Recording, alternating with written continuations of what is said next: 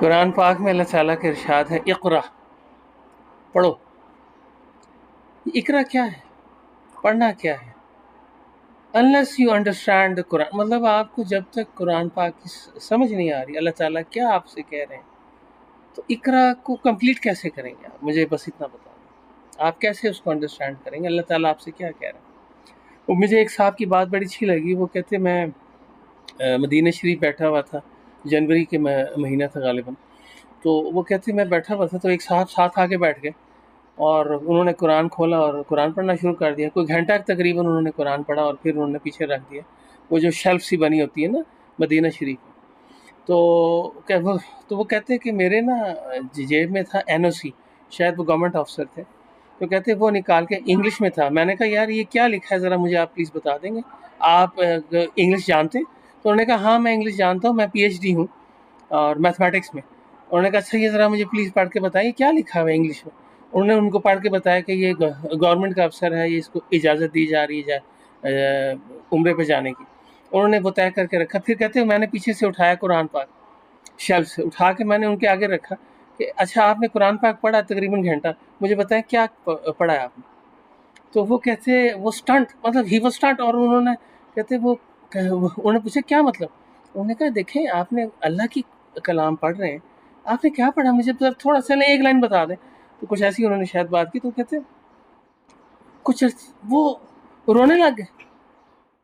مطلب بس اصل مقصد یہ ہے بتانے کا کہ جب تک آپ PhD ہیں، آپ ڈاکٹر ہیں، آپ انجینئر ہیں، آپ IT ہیں، آپ ہاؤس وائف ہیں، آپ کوئی بھی پروفیشن سے تعلق رکھتے ہیں، تو اللہ تعالیٰ نے آپ کو اس دنیا میں بھیجا، آپ کو مینول دے کے بھیجا، قرآن اللہ تعالیٰ نے آپ کو کہا کہ پڑھو، تو کیا پڑھ رہے ہیں ہم لوگ ڈیلی؟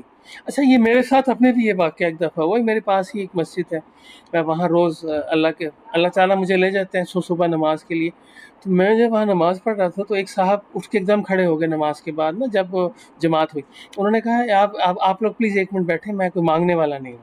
یہ میرے ساتھ اپنے ساتھ واقعہ ہوا، تو میں کوئی مانگنے والا نہیں ہوں، آپ پلیز میری ایک بات سن لیں، صرف جسٹ ون، تو صرف 2 منٹ کے لیے۔ وہ یہ ہے کہ آپ کیا کرتے ہیں؟ ہم نے کہا میں انجینئر ہوں، میں ڈاکٹر ہوں، میں وکیل ہوں، تو سب لوگوں نے اپنا اپنا پروفیشن بتایا۔ تو انہوں نے کہا کہ آپ نے یہ جو ایجوکیشن لی یہ پڑھ کے لی؟ انہوں نے کہا ہاں بالکل پڑھ کے لیے، ظاہر ہے آپ نے ایگزام دیا۔ تو کہتے ہیں آپ کو پتہ چل گیا کہ کیا پڑھا؟ انہوں نے کہا ظاہر ہے جی، ایگزام دیا، اس کو انڈرسٹینڈنگ لی، پڑھا، سمجھا، پھر ایگزام ہم پاس ہوئے نا۔ انہوں نے کہا اچھا یہ ہم مسلمان ہیں سب؟ انہوں نے کہا بسم الحمدللہ ہم نماز پڑھنے آئے ہیں۔ انہوں نے کہا نماز میں کیا پڑھا؟ اور وہ کہہ کے خاموش ہو گئے۔ تو میں خود بھی میں ایک دم شوق میں آیا، میں نے کہا بات بڑا، کہتے ہم قرآن پڑھتے ہیں، کیا پڑھ رہے ہیں روز قرآن؟ ہم روز ایک پیج بھی پڑھ رہے ہیں، کیا پڑھ رہے ہیں؟ تو ہم مسلمان ہیں، ہمیں پتہ ہی نہیں کہ ہم جو ہے اللہ تعالیٰ ہم سے کیا کہہ رہے ہیں۔ دیکھیں اس قرآن کی، اس نماز کی، اس وظیفوں کے اثرات اس وقت ہم پہ آئیں گے جب ہمیں پتہ چل رہا ہے۔ دیکھیں مسجد نبوی، مسجد جو حرم ہے، جب ان کے ماشاءاللہ جو قاری صاحب جب تلاوت کر رہے ہوتے ہیں تو اکثر رو پڑتے ہیں۔ ہم کیوں نہیں روتے؟